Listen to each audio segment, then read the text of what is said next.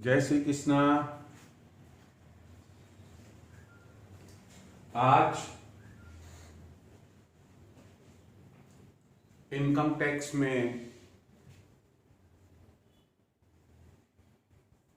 Residence and tax liability अर्थात निवास स्थान और कर दायित्व के चैप्टर को अपलोड करूंगा। आप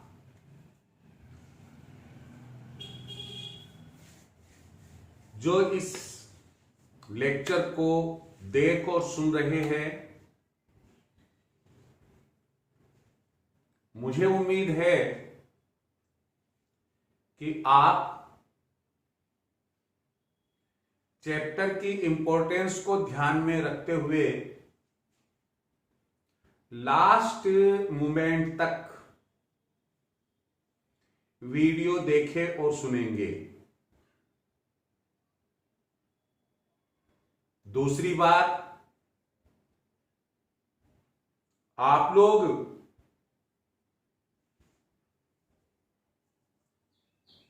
वीडियो को लाइक, सब्सक्राइब, शेयर अवश्य करें और कमेंट बॉक्स में अपने कमेंट दें।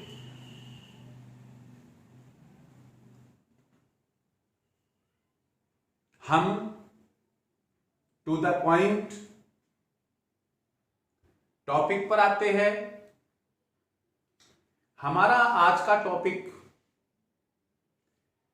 रेजिडेंस एंड टैक्स लायबिलिटीज,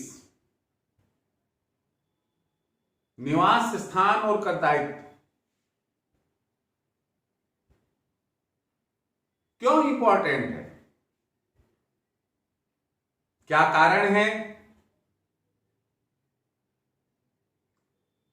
कैसे हम डिटरमिन करते हैं किसी एसएससी के रेजिडेंशियल स्टेटस को, और क्या प्रोविजंस है किसी एसएससी की टोटल इनकम के स्कोप को ज्ञात करने का।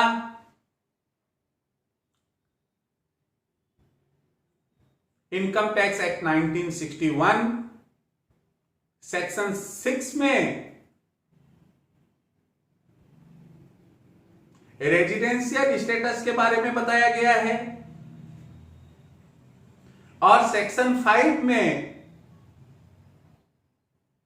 टैक्स लायबिलिटी या स्कोप ऑफ टोटल इनकम के बारे में बताया गया। बट नेचुरल यह चैप्टर दो मेजर पार्ट्स में बटा हुआ है। पहला भाग एक करदाता के निवास स्थान का निर्धारण धारा 6 के अंतर्गत, और दूसरा भाग है कुल आय का क्षेत्र या कर दायित्व का निर्धारण धारा 5 में।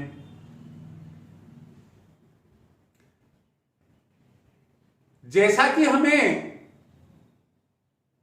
इंडिया की करीब करीब सभी बुक्स में पहले रेजिडेंशियल स्टेटस को एक्सप्लेन किया गया है, समझाया गया है, और उसके बाद में टैक्स लायबिलिटी को, तो हम भी उसी पैटर्न को अडॉप्ट करेंगे। उसके पीछे लॉजिक है। लॉजिक यह है कि रेजिडेंशियल स्टेटस मालूम होने पर ही किसी एसएससी की इनकम, कोई पर्टिकुलर इनकम या सभी इनकम में से कौन कौन सी इनकम्स को हम उसकी टोटल इनकम में, टैक्सेबल इनकम में शामिल करेंगे, यह हम तभी ज्ञात कर सकते हैं जब हमें प्रीवियस ईयर के लिए एसएससी का रेजिडेंशियल स्टेटस मालूम हो। आप मेरे हर सेंटेंस पर ध्यान देंगे। मैंने सेंटेंस में बोला कि प्रीवियस ईयर में रेजिडेंशियल स्टेटस, इसका मतलब यह हुआ कि एक एसएससी का जो रेजिडेंशियल स्टेटस है वह केवल प्रीवियस ईयर के लिए इंपॉर्टेंट है, असेसमेंट ईयर के लिए नहीं। असेसमेंट ईयर में तो हम ये देखते हैं कि वो प्रीवियस ईयर में था क्या, रेजिडेंशियल स्टेटस उसका कैसा था। रेजिडेंशियल स्टेटस का डिटर्मिनेशन करने के लिए हम करदाता को 3 भागों में रखते हैं। पहला भाग है भारत में निवासी करदाता, रेजिडेंट इन इंडिया। दूसरा भाग है भारत में असाधारण निवासी, नॉन रेजिडेंट इन इंडिया। और तीसरा भाग है अनिवासी, नॉन रेजिडेंट। हमने यहां आपको लिखकर बताया है, चैप्टर का नाम रेजिडेंस एंड टैक्स लायबिलिटी, निवास स्थान और कर दायित्व।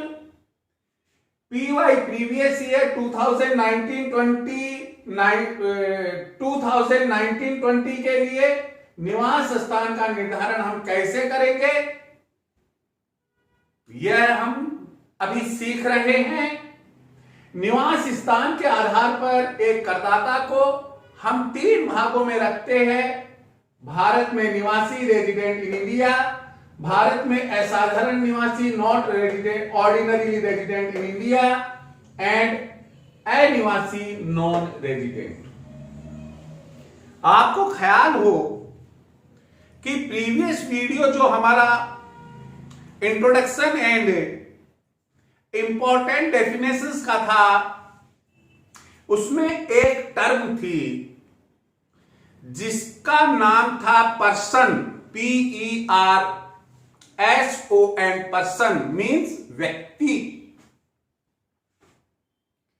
और हमने आपको कहा था कि धारा 231 सेक्शन 2 सब सेक्शन 31 के तहत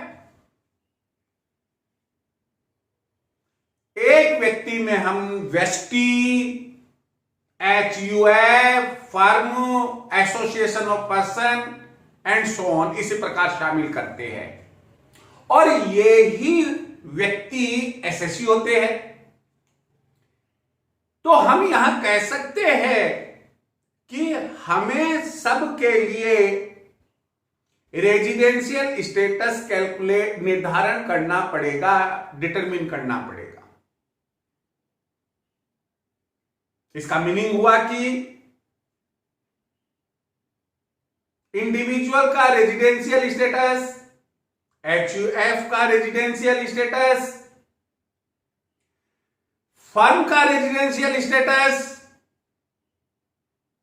और कंपनी का रेजिडेंशियल स्टेटस, हमें सबका अलग अलग निवास स्थान का निर्धारण करना होगा। क्यों? क्योंकि इनकम टैक्स में इन सभी करदाताओं के निवास स्थान को निर्धारित करने के लिए प्रोविजंस अलग अलग दिए गए हैं। हम सिंगल प्रोविजन को बेस बनाकर सभी करदाताओं के निवास स्थान का निर्धारण कदापि नहीं कर सकते।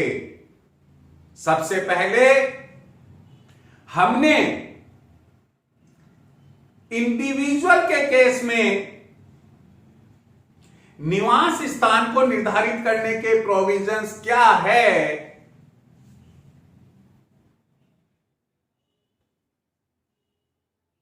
इसकी स्टडी करेंगे।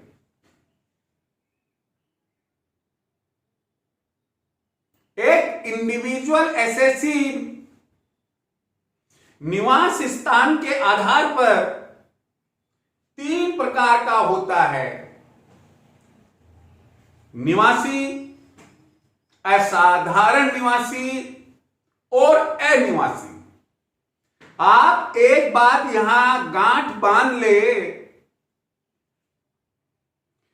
कि निवास स्थान का निर्धारण केवल और केवल गत वर्ष के लिए किया जाता है। हम गत वर्ष 2019-20 का अध्ययन कर रहे हैं, इसलिए प्रीवियस ईयर 2019-20 के लिए ही हम ये प्रोविजंस अप्लाई करेंगे।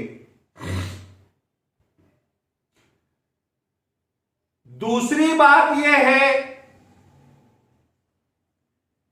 कि प्रत्येक एसएससी के लिए अलग अलग प्रोविजंस हैं। आप लाइट मूड में यह सोच ले कि यार मुझे तो याद हो जाएगा या ये तो सिंपल है, अपनी गलत फहमी दूर कर लेना।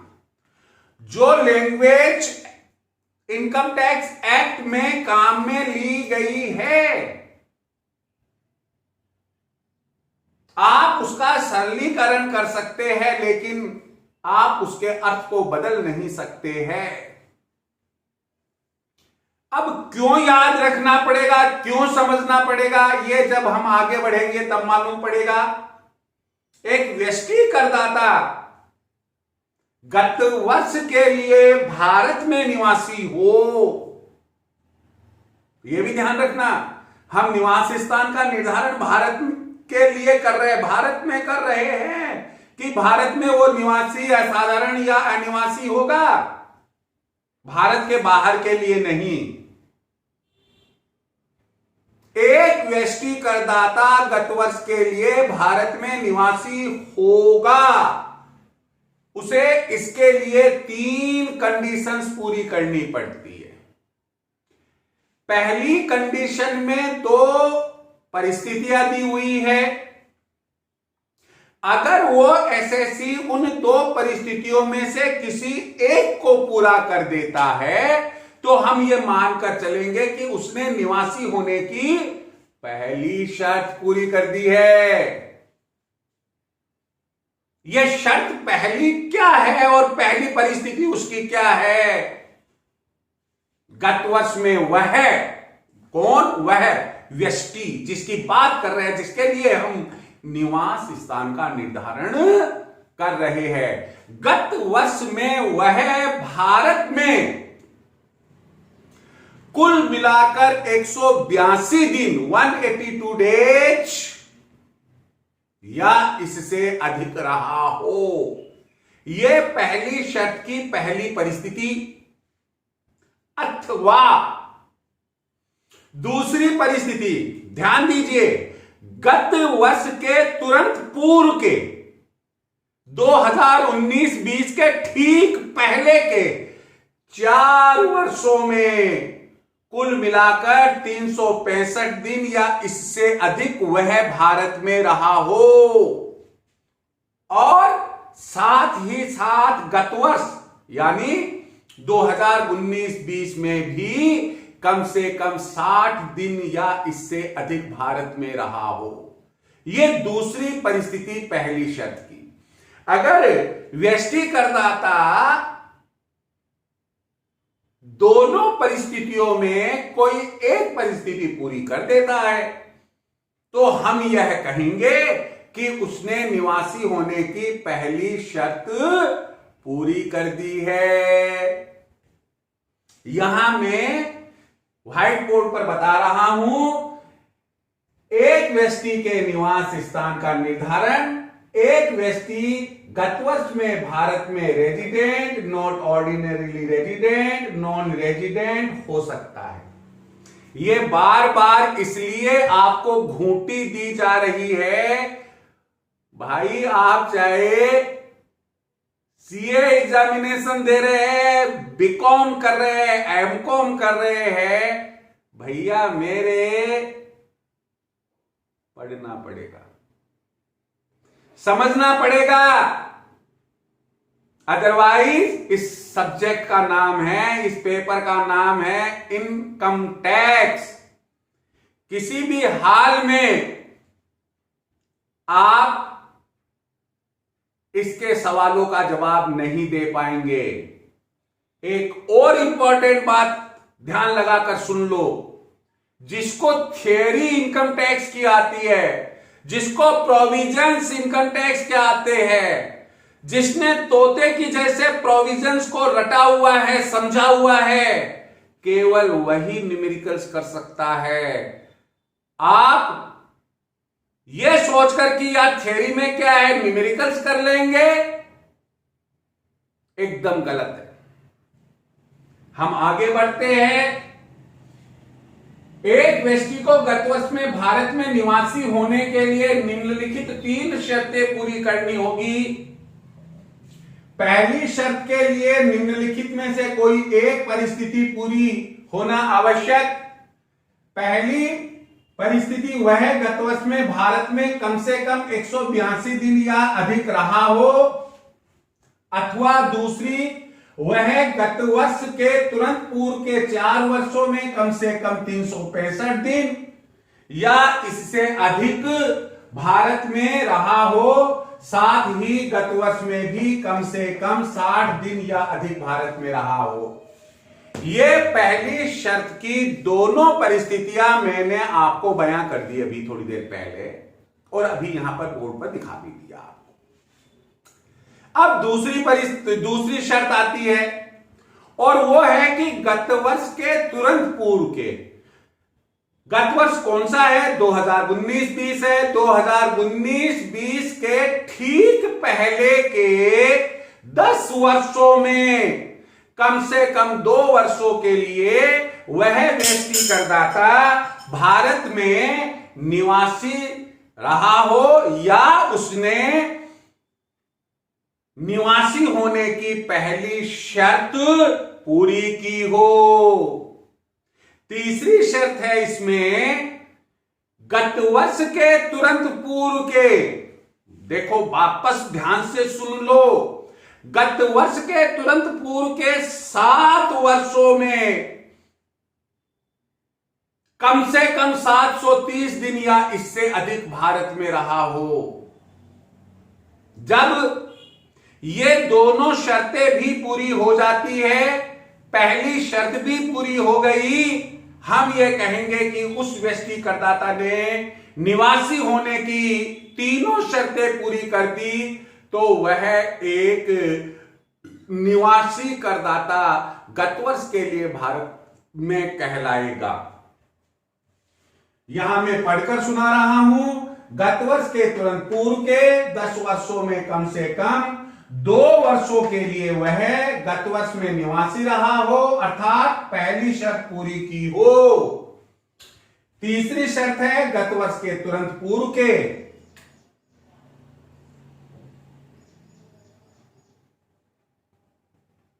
तुरंत पूर्व के 7 वर्षों में कम से कम 730 दिन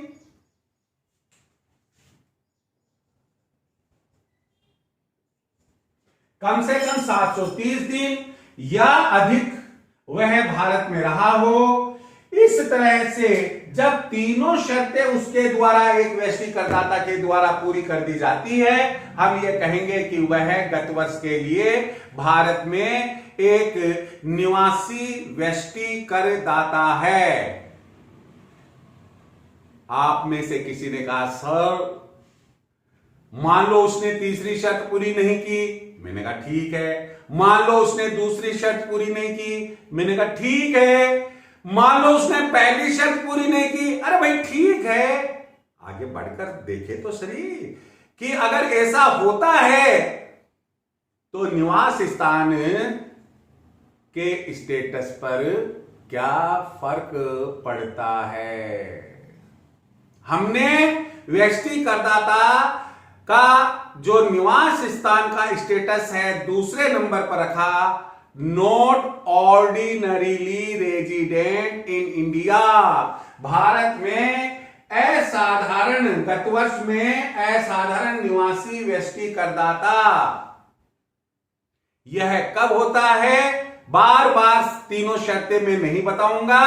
निवास स्थान, निवासी होने की जो 3 शर्त दी गई, अगर व्यष्टि करदाता ने गत वर्ष के लिए भारत में पहली शर्त तो पूरी कर दी, अर्थात गत वर्ष में वह कुल मिलाकर 182 दिन या इससे अधिक रहा, अथवा दूसरी परिस्थिति गत वर्ष के तुरंत पूर्व के 4 वर्षों में कम से कम 365 दिन या इससे अधिक, और साथ ही साथ गत वर्ष में कम से कम 60 दिन भारत में रहा हो। दोनों परिस्थितियों में से एक परिस्थिति पूरी करते ही वह क्या हो जाता है, पहली शर्त की पूर्ति मान ली जाती है। हमने माना कि उसने पहली शर्त पूरी कर दी, अब दूसरी नहीं की तीसरी कर दी, या दूसरी कर दी तीसरी नहीं की, या दूसरी और तीसरी दोनों ही नहीं की। कुल मिलाकर दूसरी तीसरी दोनों में से कोई एक या दोनों ही पूरी नहीं की, परंतु पहली शर्त निवास स्थान की उसने पूरी कर दी है। हम ये कहेंगे ऐसा व्यष्टि करदाता गत वर्ष के लिए भारत में असाधारण निवासी व्यष्टि करदाता कहलाएगा। एकदम से आप में से किसी ने हाथ खड़ा करके कहा, पूछा, अरे सर अब आप ये तो बता दो ना कि सर पहली शर्त अगर पूरी ना करे तो फिर हम क्या कहेंगे उसे। समझो, अगर एक व्यष्टि करदाता रेजिडेंशियल स्टेटस में निवासी होने की पहली शर्त, जिसे कुछ पुस्तकों में आधारभूत शर्त भी कहा गया है, अगर वह पूरी नहीं करता, चाहे उसने दूसरी और तीसरी या दोनों ही पूरी क्यों ना कर दी हो, ऐसा व्यष्टि करदाता गत वर्ष के लिए भारत में अनिवासी करदाता कहलाएगा। देखिए, गत वर्ष में असाधारण निवासी व्यष्टि करदाता, निवासी होने की प्रथम शर्त पूरी, परंतु दूसरी या तीसरी या दोनों पूरी नहीं की।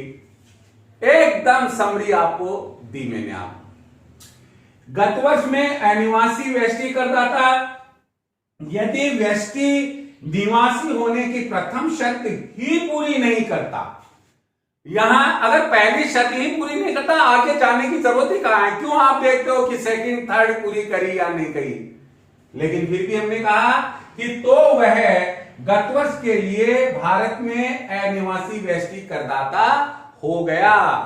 चाहे यहां आप लिख सकते हैं लास्ट में कि चाहे उसने दूसरी या तीसरी या दोनों पूरी क्यों ना की हो। अब आप देखिए, एक बात स्पष्टीकरण के रूप में लिखनी बहुत बहुत आवश्यक है, और वो क्या है कि हमने पहली शर्त से लेकर तीसरी शर्त तक भारत में रहने के कम से कम दिन ऐसा पढ़ा। पहले 182 दिन, बाद में 365 दिन, बाद में 60 दिन, बाद में हमने 730 दिन। तो ये जो दिनों की संख्या है, क्या व्यष्टि करदाता, प्रश्नवाचक चिन्ह बनता है, क्या व्यष्टि करदाता को लगातार भारत में रहना पड़ेगा?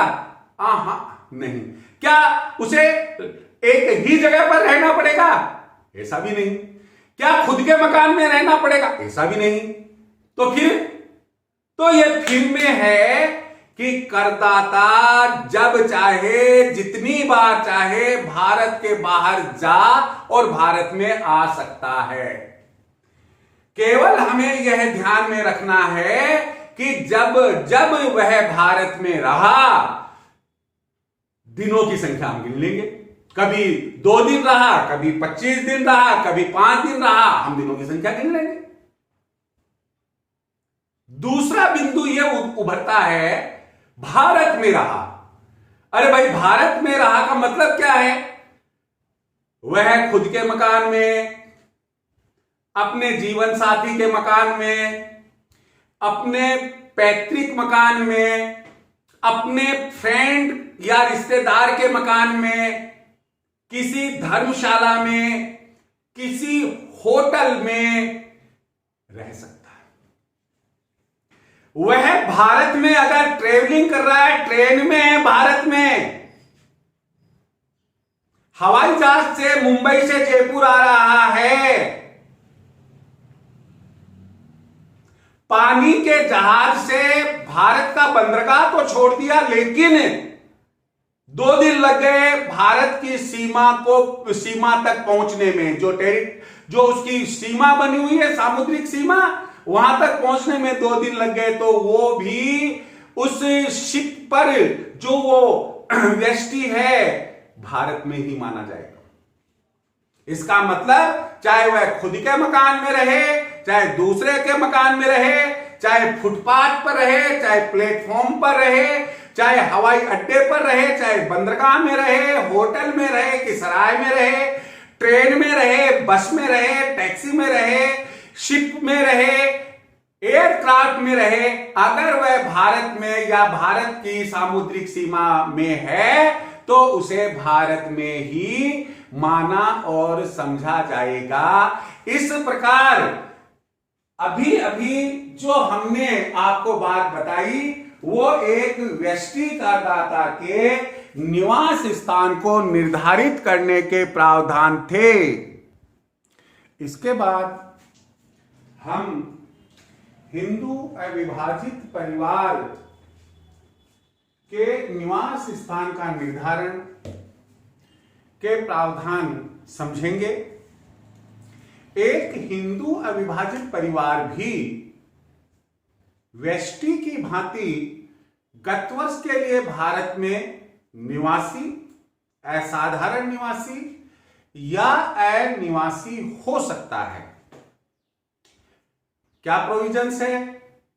गत वर्ष में एक HUF Hindu undivided family Bharat में रेजिडेंट हो, इसके लिए उसे 3 शर्तें पूरी करनी होती हैं।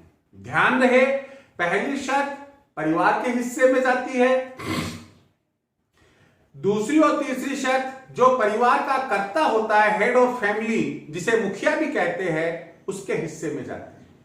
पहली शर्त है कि उस परिवार के कार्यों का प्रबंध एवं नियंत्रण का कोई भी भाग या संपूर्ण भाग गत वर्ष में भारत में स्थित रहा। दूसरी शर्त है कि परिवार का कर्ता या मुखिया गत वर्ष के तुरंत पूर्व के 10 वर्षों में कम से कम 2 वर्षों के लिए भारत में निवासी या असाधारण निवासी व्यष्टि रहा। तीसरी शर्त है कि परिवार का मुखिया या कर्ता गत वर्ष के तुरंत पूर्व के 7 वर्षों में कम से कम 730 दिन या अधिक भारत में रहा। ये तीनों शर्तें अगर एक परिवार पूरी करता है, हम कहेंगे कि वह गत वर्ष के लिए भारत में निवासी हिंदू अविभाजित परिवार है। हमने 3 कैटेगरीज करी, भारत में निवासी, भारत में असाधारण निवासी और अनिवासी। भारत में निवासी HUF कब होता है? ये शर्तें दी है। पहला, परिवार के कार्यों का प्रबंध एवं नियंत्रण गत वर्ष में पूर्ण या आंशिक रूप से भारत में स्थित रहा। दूसरी शर्त, परिवार का कर्ता गत वर्ष के तुरंत पूर्व के 10 वर्षों में से कम 2 वर्षों के लिए भारत में निवासी अथवा असाधारण निवासी व्यष्टि रहा हो। और तीसरा है, परिवार का कर्ता गत वर्ष के तुरंत पूर्व के 7 वर्षों में कम से कम 730 दिन या अधिक भारत में रहा। फिर उसके बाद में आता है एक हिंदू अविभाजित परिवार असाधारण निवासी कब माना जाएगा? यहां हम आपको बता दें कि जब वह निवासी होने की पहली शर्त तो पूरी कर देता है, लेकिन दूसरी या तीसरी या दोनों ही शर्तें पूरी नहीं करता है, हम कहेंगे कि वह असाधारण निवासी है। और अनिवासी HUF तब माना जाता है जब पहली ही शर्त पूरी नहीं करता, चाहे दूसरी या तीसरी या दोनों पूरी करी, इससे कोई अर्थ नहीं निकलता, कोई सिग्निफिकेंस उसका नहीं है। भारत में असाधारण निवासी HUF निवासी होने की प्रथम शर्त टिक मार्क का मतलब पूरी कर रहा है, दूसरी या तीसरी या दोनों क्रॉस का मतलब पूरी नहीं करता है। हम ये कहेंगे कि वह परिवार गत वर्ष के लिए भारत में असाधारण निवासी परिवार रहा। तीसरा, अनिवासी HUF परिवार ने निवासी होने की प्रथम शर्त ही पूरी नहीं की, अर्थात उसके प्रबंध एवं नियंत्रण का संपूर्ण भाग गत वर्ष में भारत के बाहर ही स्थित रहा। अब इसके बाद में हम लेते हैं फर्म तथा व्यक्तियों के समुदाय का निवास स्थान। व्यक्तियों के समुदाय को हमने आगे एसोसिएशन ऑफ पर्सन AOP के नाम से पुकारा है। तो यहां हमने लिखा कि यह दो प्रकार का हो सकता है निवास स्थान के आधार पर, एक निवासी और दूसरा अनिवासी।